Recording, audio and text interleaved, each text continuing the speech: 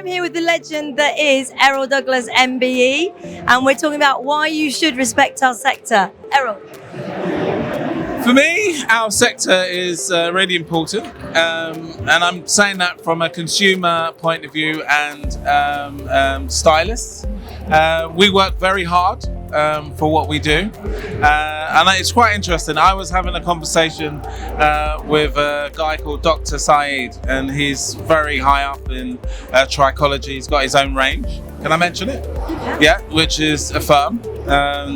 Some people know it as Uberless. He's got the two brands, and in his country you have to have a cosmetology license and a hairdressing license all rolled in to perform hair. Here we don't. So in a way, we're always trying to make sure people understand how important we are, because it takes a lot of training from an apprenticeship. It takes a lot of hard work in respect of if you open up your own salon. Most of us are properly insured. We train our staffs under apprenticeships. So it's very important to respect what we do in the industry. And you can go in the big cities and towns. It's like a well-oiled business. For me, I have 4 receptionists. I have 9 assistants. I have a styling team. Meaning just cutting. I have a colouring team. I have a bridal team. I have an afro team. It's amazing, and that's the scale of the business. And I think the respect should go through the roof, because you go into it, and I want you to have a 5. Can I say 5-star? I just want you to have an experience of going somewhere where people are treating you in a respectful way, in a professional way. And so obviously it's quite turbulent times economically for everybody. How do you stay resilient as a business when it's so hard to operate and run a business? Good question, but again, I'm sure you've asked lots of hairdressers this.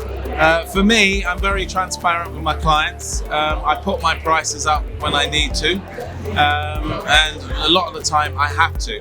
So it's just like going into Sainsbury's, Waitrose. They're always creeping up the milk, 10 pence, 5 pence or whatever, and on your bottom line of shopping it goes up.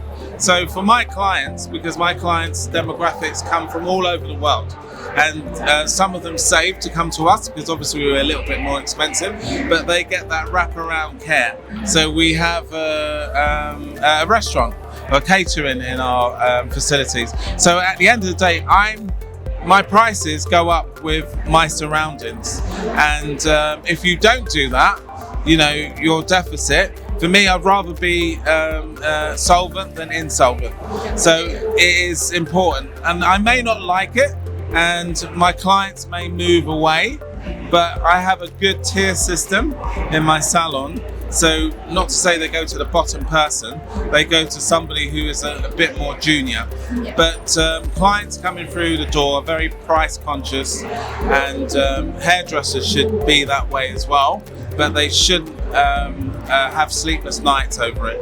Again, this is another conversation. Hairdressers suffer from chronic stress, depression, because they're trying to keep the door open. It's not worth it. Absolutely not worth it. And we've seen, and I don't know if this is the right quote. I think it's something like we've seen nearly 35% of salons been closing, and it's increasing. And it's not just because of the VAT, it's other things. But if our VAT threshold was cut, because again, that's another campaign, 20% is too high. We need to go down at least 10%.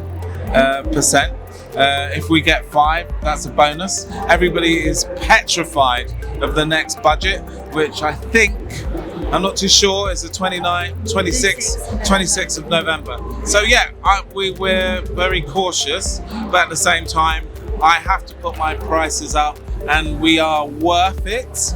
And a lot of people undercharge, and a lot of hairdressers will say they charge the round amount.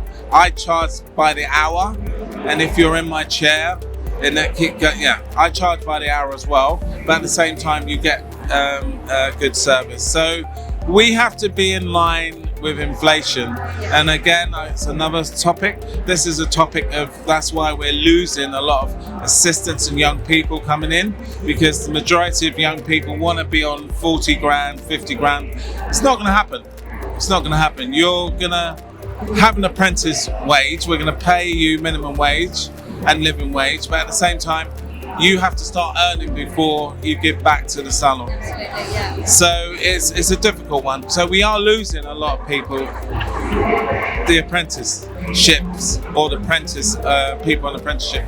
But at the same time, I love coming here because I'm here on a Monday and it's about capturing the young people or Gen Z. And it's important to say, okay, come and speak to us. Why can't we just have a whole weekend of the best hairdressers in the world having stands or showing what they do, speaking, almost like, because I used to go to all the good schools in my area and I used to speak on careers day, on careers night. That doesn't happen anymore. Let's create our own careers and almost like a movement. The Errol Douglas career movement, I love it.